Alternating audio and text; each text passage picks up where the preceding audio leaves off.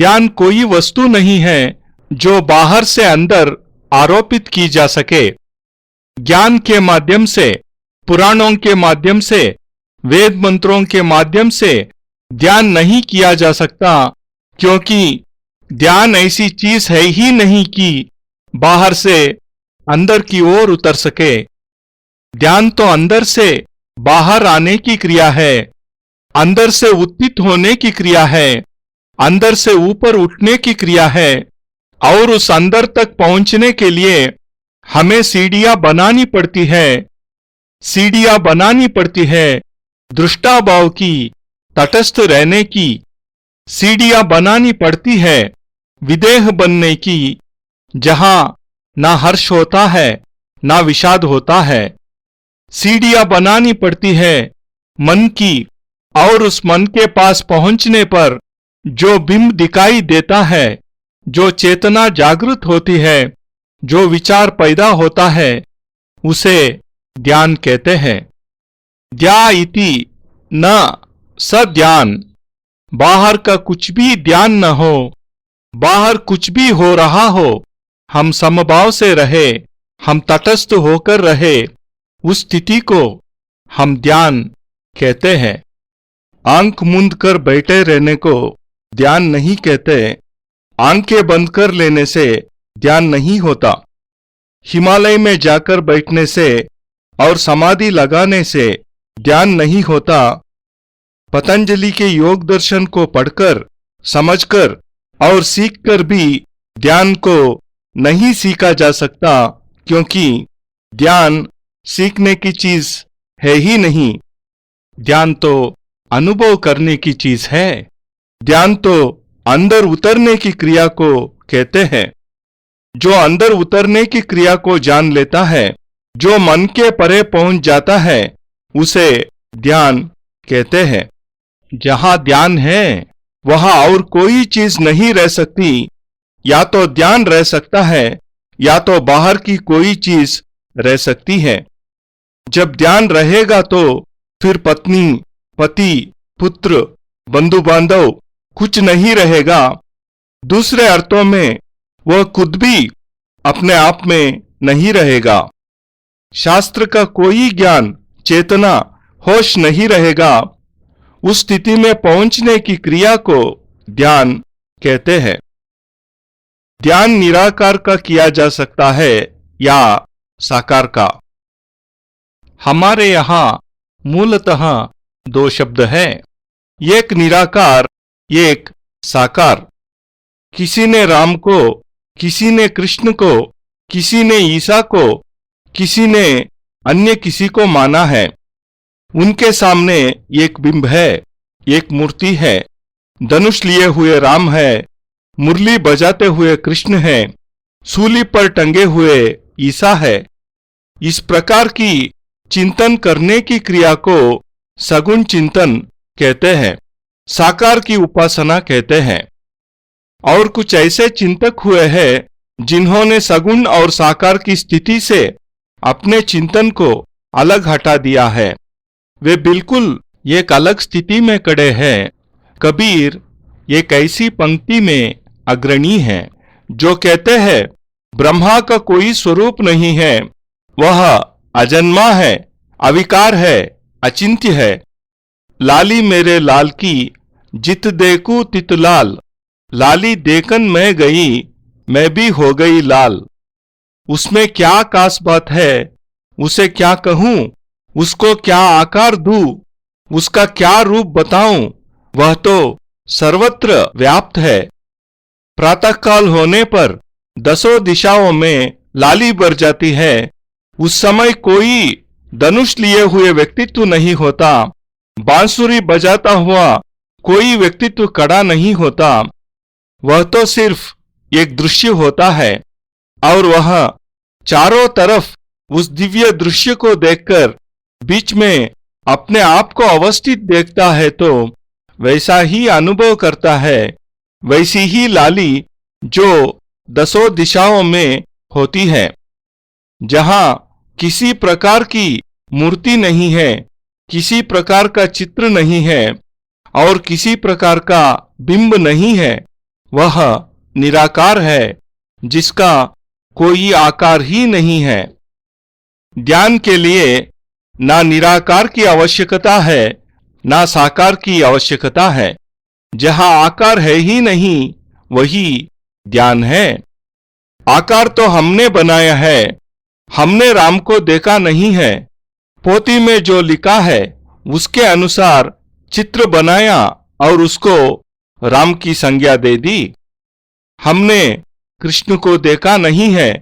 श्रीमद् भागवत में जो पढ़ा है उसको एक आकार बनाकर कृष्ण का नाम दे दिया। आकार के माध्यम से ध्यान की स्थिति नहीं हो सकती।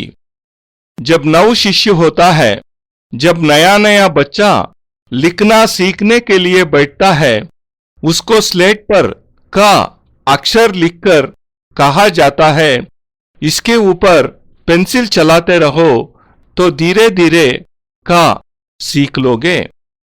और वह बच्चा अपने छोटे छोटे हाथों में पेंसिल लेकर कागज पर लिखे अक्षर पर पेंसिल फेरता रहता है। कुछ दिनों के अभ्यास के बाद वह कागज हटा दिया जाता है। उसको कहा जाता है अब तक तुमने पेंसिल से जो अभ्यास किया है उसको तुम्हें लिखना है, और सफेद कागज पर वह उसे लिख देता है। मनुष्य की भी ऐसी ही स्थिति है।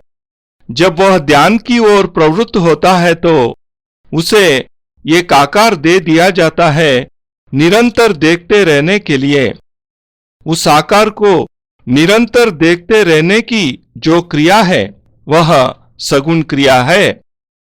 उसके आंखों में कृष्ण बस जाता है, उसके आंखों में राम बस जाता है, उसकी आंखों में नानक या ईसा बस जाता है और वह बिंब उसके सामने स्पष्ट हो जाता है।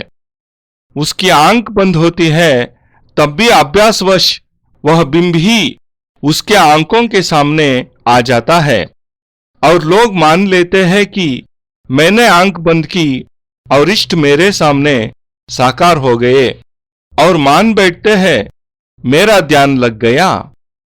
यह उतना ही बड़ा भ्रम है कि मैं 5000 वर्षों का हूं या मैं आकाश पर खड़ा हूं, क्योंकि निरंतर देखने से वह बिंब उसके मानस में गहराई के साथ जम गया है, और जम जाने के बाद आंख बंद करने पर भी आंखों के सामने वह आकार दिखाई देता है। यह तो ठीक ऐसी ही बात हुई जब कोई प्रेमी अपनी प्रेमिका से बात करता है। वह निरंतर उसके चित्र को निहारता रहता है, अपने जेब में लिए हुए घूमता रहता है, रात को भी अपने सीने पर रखकर लेटता है।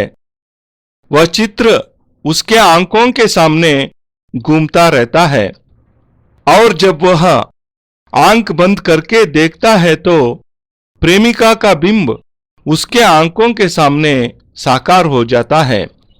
प्रेमिका का बिंब स्पष्ट होने से ऐसा नहीं हुआ कि वह प्रेमिका उसके सामने साकार हो गई। वह तो मात्र एक बिंब है, वह अपने आप में प्रेमिका नहीं बन सकती, बिंब प्रेमी नहीं बन सकता।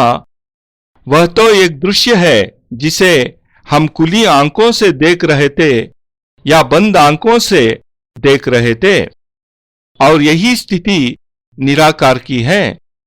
जो साकार को नहीं मानते वह यही कहते हैं कि एक ज्योति है, एक दीपक की लौ है, एक लाली है, और एक दृश्य निरंतर व्यक्ति के चित्त पर अवस्थित कर दिया जाता है, और वह आंख बंद करता है तो चारों ओर लाली सी दिखाई देती है।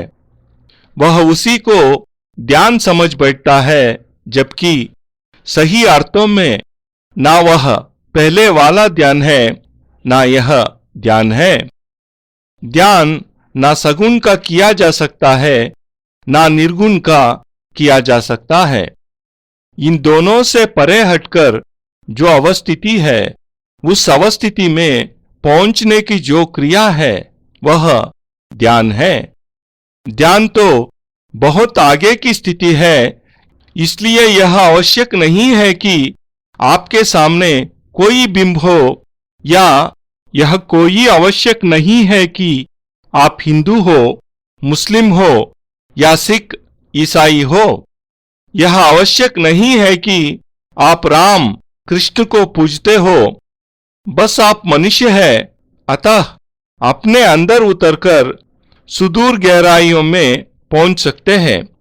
और प्रत्येक मनुष्य पहुंच सकता है यदि वह बुद्धि से परे हट सकता है तो, क्योंकि बुद्धि ही सगुण और निर्गुण में भेद करती है।